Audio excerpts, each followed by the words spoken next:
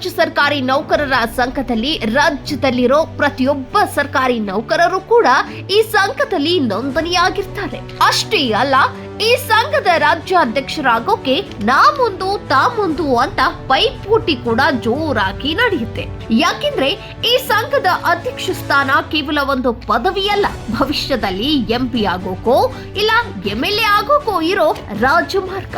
ಮೊದಲಿಗೆಲ್ಲ ಈ ಸರ್ಕಾರಿ ನೌಕರರ ಸಂಘದಲ್ಲಿ ಬನ ರಾಜಕೀಯ ಇರಲಿಲ್ಲ. ಯಾವುದೇ ರಾಜಕೀಯ ಪಕ್ಷಗಳ ಕರಿ ನೆರಳಿಗೂ ಜಾಗ ಇರಲಿಲ್ಲ. ಆದ್ರೀಗ ಬಿಜೆಪಿ, ಜೆಡಿಎಸ್ ಹಾಗೂ ಕಾಂಗ್ರೆಸ್ ಅಂತ ಬನ ರಾಜಕೀಯದ ಜೊತೆಗೆ ಜಾತಿ ರಾಜಕಾರಣ ಕೂಡ ಸರ್ಕಾರಿ ನೌಕರರ ಸಂಘದಲ್ಲೂ ಶುರುವಾಗಿದೆ ಎನ್ನುವ ಸುದ್ದಿಗಳು ಹರಿದಾಡ್ತಿವೆ. ಇದೇ ಕಾರಣಕ್ಕೆ ಡಿಸೆಂಬರ್ 27ಕ್ಕೆ ನಡೆಯುತ್ತಿರುವ ಕರ್ನಾಟಕ ಸರ್ಕಾರಿ ನೌಕರರ ಸಂಘದ ಅಧ್ಯಕ್ಷ ಹಾಗೂ ಖಜಾಂಚಿ ಸ್ಥಾನಗಳ ಚುನಾವಣೆ ಕಾವು ಸದ್ಯ ತಾರಕಕ್ಕೇರಿದೆ.